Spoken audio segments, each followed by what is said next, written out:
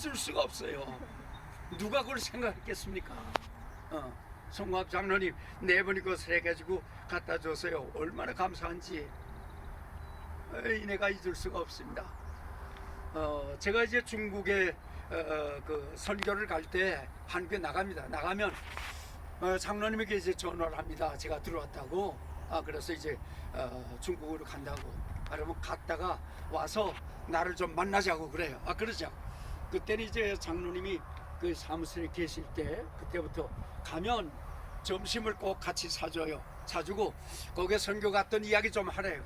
그래서 선교 갔던 이야기를 해요. 그랬냐고. 그리고 선교비를 또 줘요. 매번. 장로님은 저보다 나이가 보니까 이제 6살이 위요. 제가 새까만 동생 아닙니까? 목사요 선교사라고 깍듯이 얼마나 감사한지 장로님을 잊을 수가 없습니다. 모든 일 다 끝나고 아파트에 이제 건도에 계실 때도 가면 같이 예배 드리면서 얼마나 기뻐하는지. 그래서 제가 그때는 이제 사무실이 없으니까 제가 용돈을 몇백 불 이렇게 드렸거든요. 드리면 장로님이 내가 갈 때 거기다 선거비 보태준단 말이에요. 아버지가 이렇게 저를 사랑했어요. 우리 주연이가 그때 같이 이야기 나눴습니다. 아마 장로님 그냥 집에 계시는 것보다 양로원에 가시는 게 좋을 것 같습니다. 제가 그때 그렇게 이야기를 했습니다. 그랬더니 이제 하나 더 들어왔어요. 얼마나 기쁩니까? 그래 여기서 만나고 같이 시간 나누고 그랬는데 양로원에 이제 묵마 양로원에 갔습니다. 제가 묵마 양로원에 가서 이제 예배드리고 설교를 해요. 거기 나와요. 끝나면 자기 방으로 오래요. 그래 이런 이야기 저런 이야기 이제 같이 이렇게 나눴습니다. 이 코로나 때문에 이제 가지 못하게 됐습니다. 그러는데 그 사무원이 그런 이야기를 해요. 장로님이 목사님하고 전화 좀 하고 싶다고. 그러면 당신이 말이지 통역을 해줘서 장로님 목소리가 좀 허스키가 됐어요. 잘 안 들리니까 옆에서 통역을 하면서 전화 받게 해달라. 그래서 이제 월요일마다 그렇게 했어요. 그래서 제 달력에다 월요일마다 성장로님 전화, 성장로님 전화 이달 거 다 하고 다음 달까지 다 그려놨습니다. 지난 월요일이에요. 전화가 왔어요. 장로님하고 이제 전화를 해요. 그래 어떠시냐고. 그래 음식이 입에 맞지 않는다고 잘 못 잡순다고. 그러냐고. 그래도 어떻게 하는지 잡숴야 됩니다. 음식 먹어야 건강해지니까 잡수라고. 이제 그렇게 권면해 드리고 그분이 이렇게 이야기합니다. 장로님이 지금 힘들어서 누워 계십니다. 그래요. 그래서 장로님 내 이야기 잘 들리죠? 잘 들린대. 그때 예수님 이야기를 했습니다. 장로님 아시죠? 예수님이 우리의 죄를 대신해서 십자가에 돌아가신 거 아시죠?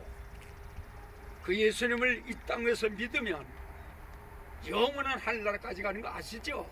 안 돼요. 얼마나 고맙습니까? 장로님 이미 다 들었지만 또 한 번 확인합니다. 예수님은 저와 장로님의 죄를 위해서 십자가에 돌아가셨습니다. 그분을 믿는 자는 영원히 죽지 않습니다. 기도합시다. 그리고 마지막 기도를 해드렸어요. 그리고 났는데 금요일날 하나님이 장로님 부르셨습니다. 어떻게 보면 장로님 참 마지막 시간까지 저와 이런 신앙의 관계를 쭉 가지고 있다가 지금 장로님이 하나님의 부름을 받았습니다. 자 이제 여기 오늘 본문에 계시록에 보십시오. 어린 양의 피에 씻음을 받은 사람. 어린 양의 피에 무슨 말입니까? 우리가 이 땅 위에서 범죄하는데 이 죄는요 윤리와 도덕, 자선사업, 지식, 권력, 돈 이런 것으로 절대로 죄 문제는 해결할 수 없습니다. 죄 문제는 하나님이 말씀하셨어요. 피 흘림이 없이는 죄 사함이 없습니다. 반드시 피를 흘려야 돼요. 그런데 양의 피, 소의 피, 염소의 피가 아닙니다. 그거는 우리에게 그림자같이 보여주신 거예요. 구약에서 앞으로 예수님을 이야기하기 위해서 보여주신 거예요. 그러면 사람의 죄는 사람의 피가 있어야 돼요. 그런데 죄 있는 사람의 피는 안 돼요. 죄 없는 사람의 피, 오직 한 분, 예수님의 피, 그 피만이 우리의 죄를 대신할 수 있습니다. 이것을 장로님이 믿었습니다. 여러분도 믿지요? 이 믿음 꼭 가져야 돼요. 그러면 오늘 여기 말씀 주신 것처럼 하나님 보좌 앞에 가는데 줄이지도 아니하고, 무슨 말입니까? 물질에 관계없어요. 시간과 공간의 제약이 없어요. 남성이다 여성이다 성이 없어요. 하늘의 엔젤 같아요. 천사 같아요. 정확한 지식을 가지고 예수님이 나에 위하여 십자가에 못 박힌 고통이 얼마나 심했다는 걸 그때 알게 될 것입니다.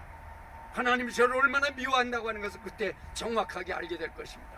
이 영광의 자리에 이별도 목마름도 굶주림도 아무 뜨거운 기운에 상하지 않는 강한 몸으로 하나님 보좌 앞에 계실 것입니다. 그래서 오늘 우리가 장례식을 치르고 이제 무덤에 묻습니다마는, 여기에 본문에 보니까 하나님이 그냥 놔두지 않습니다.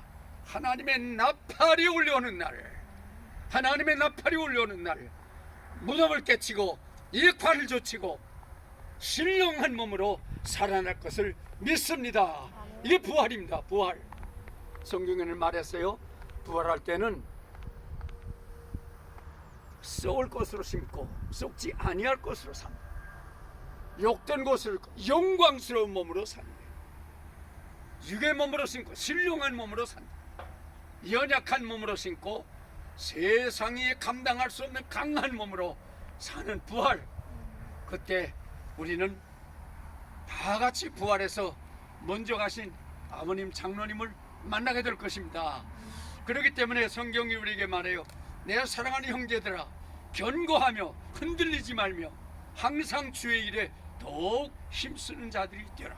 주의 일에 더욱 힘쓰는 자들이 되라. 이는 주 안에서 하는 일이 결코 헛되지 않은 줄 알미니라.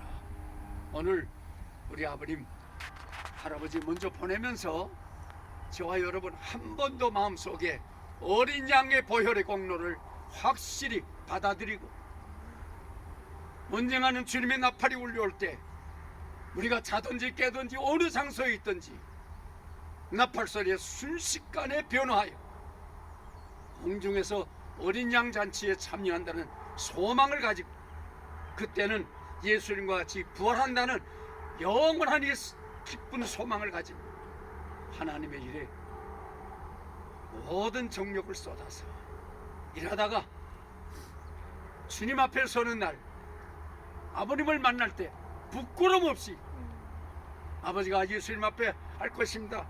얘가 우리 맏딸이요, 얘가 우리 사위요, 얘가 우리 둘째 딸이요, 얘가 이럴 했어, 얘가 셋째 승년이요, 이런 일을 했어, 이 손자가 이렇게 잘 컸어, 믿음으로 자랐어.